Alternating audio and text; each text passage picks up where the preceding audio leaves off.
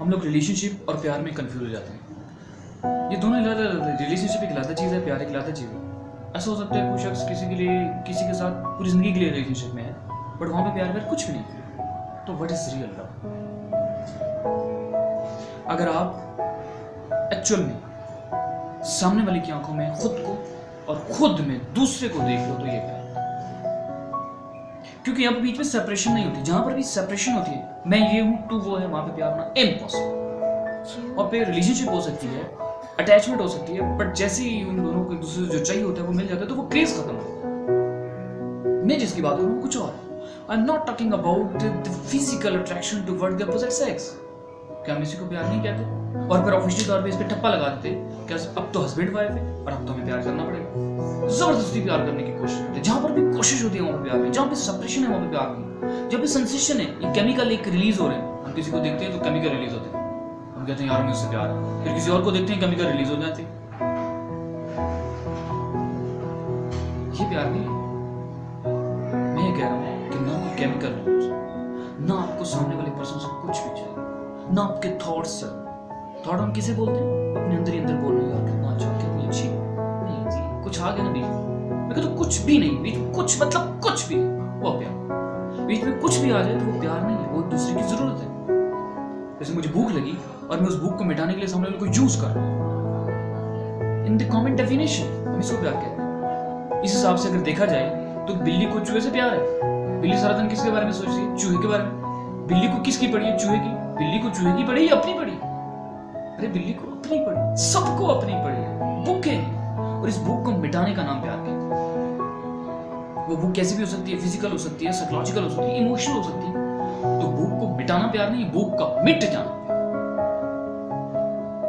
सामने वाले से कुछ चाहिए नहीं, आप उसके साथ में बैठे हो, घंटों बैठे बैठे आप उसको देख सकते हो बिना कुछ सोचे, तो आप कह सकते हो क्या प्यार। बिना कुछ भी चाहे, कुछ भी किसी भी तरह का कुछ भी चाहे, उसके साथ में रह सकते हो तो आप कह सकते हो क्या प्यार। इसका मतलब गलत मत लेना।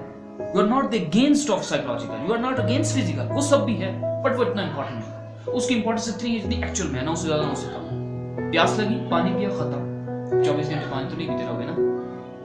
तो प्यार का मतलब फड़फड़ाना नहीं होता, ठहर जाना होता। और ये इस तरह नहीं होता जिस तरह हम सोचते हैं, यार किसी को देखा, बात की और प्यार हो गया। नहीं जी, It takes a lifetime to understand the depth of love. ऐसे ढूंढना जहाँ पे सेपरेशन का कोई चांस ही ना हो, और इसके लिए बहुत समझ चाहिए।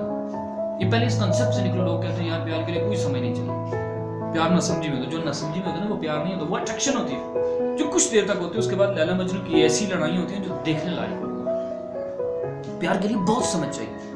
आप अंदर से रियलिटी को एज इट इज एक्सेप्ट करो, रियलिटी को एज इट इज देखो, और उसकी बेस पे आपकी अंडरस्टैंडिंग हो, और उसकी बेस पे अगर आपके थॉट्स हो, वहां पे कोई कॉन्फ्लिक्ट नहीं। आप देख सकते हो कि there is no she and there is no he, that is only we, that is he, that is the beauty of we. में किससे लड़ोगे? हम में किससे लड़ोगे? लड़ने के लिए भी तो दो चाहिए, किससे लड़ोगे? मैं अंदर की बात करूं, मैं माइंड की बात करूं, जाहिर की बात नहीं। हमारे सबसे ज्यादा प्रॉब्लम हमारे माइंड में होती है, बाहर नहीं। बाहर कॉन्फ्लिक्ट होता है, बाहर आपको सही गलत के लिए कहीं ना कहीं स्टैंड लेना है, वो जरूरी है, बट यहां से बात करें। अंदर से आपको ये सोचने में, ये देखने में कौन मजबूर कर रहा है? आप खुद। आप में और उसमें कोई फर्क नहीं। आप वी हो, वी हम में कैसी लड़ाई हो सकती है? इसके लिए समझ चाहिए, इस देखने के लिए समझ चाहिए। यहां पे कोई लड़ाई, कभी भी लड़ाई नहीं हो सकती। सेपरेशन, यहां पे ऐसा प्यार होता है जिसमें सेपरेट होने की गुंजाइश नहीं।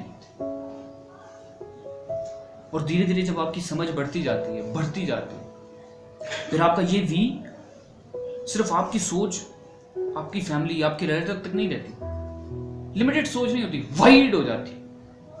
फिर आप ये देख लेते हो कि आप इस पूरे के पूरे यूनिवर्स के साथ जुड़े पड़े। आपको जुड़ने के लिए जरूरत नहीं है। आप इस यूनिवर्स से सेपरेट नहीं हो, आप ही universe. You are not the part of this universe, you are this universe. All the universe is inside you.